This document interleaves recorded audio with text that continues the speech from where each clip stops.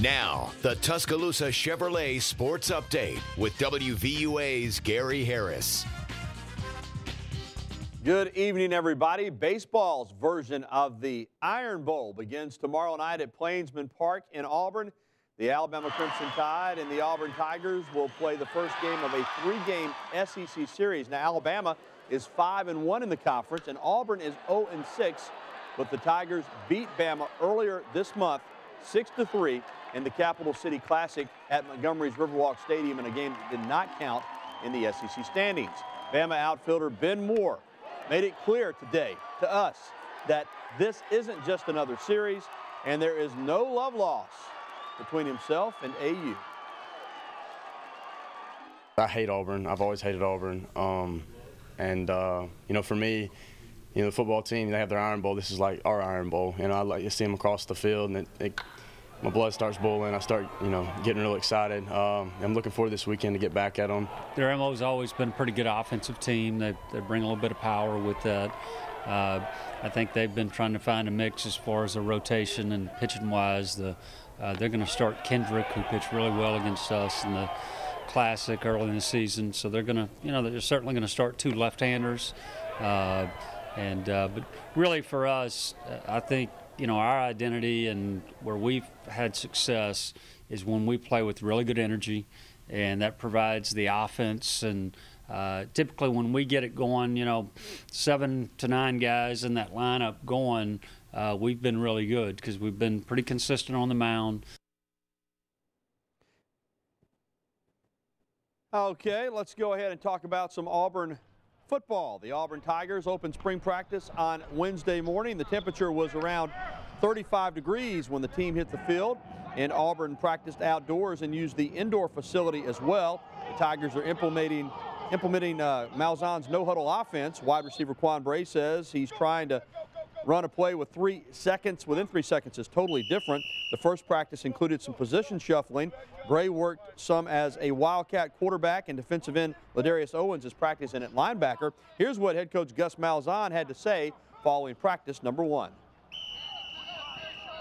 Well, first of all, it's great to be back on the practice field with our team and our new coaches out there. A lot of excitement.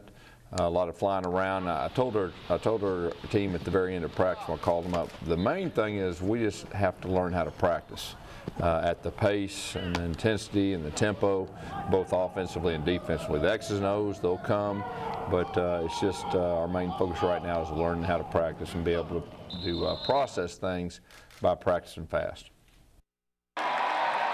Now to Bama hoops. The Tide playing in the quarterfinals of the NIT last night at home against Maryland. The winner going on to New York City. Maryland had a strong inside game last night.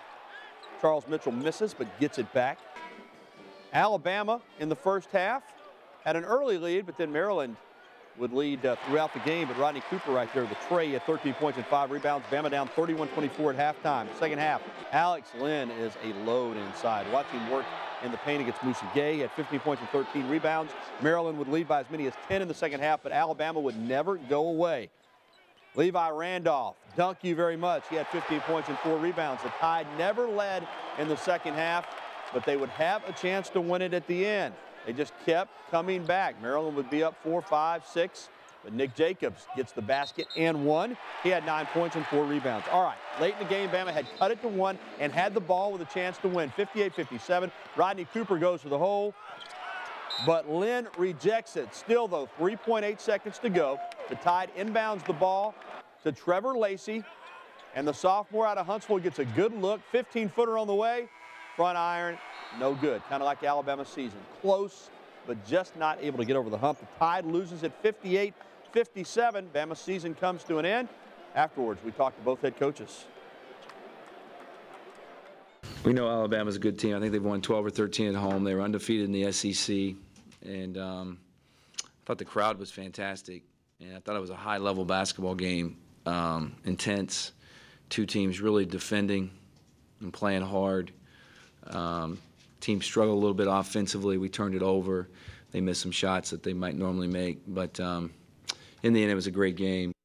The challenge for us was in the second half was to try to flip that and get the momentum back in our favor, focus more from a defensive standpoint in terms of what we needed to do You know, when I look at the effort that we gave in the second half, certainly Maryland did a great job and they were able to extend the lead, but our guys never stopped fighting, never quit.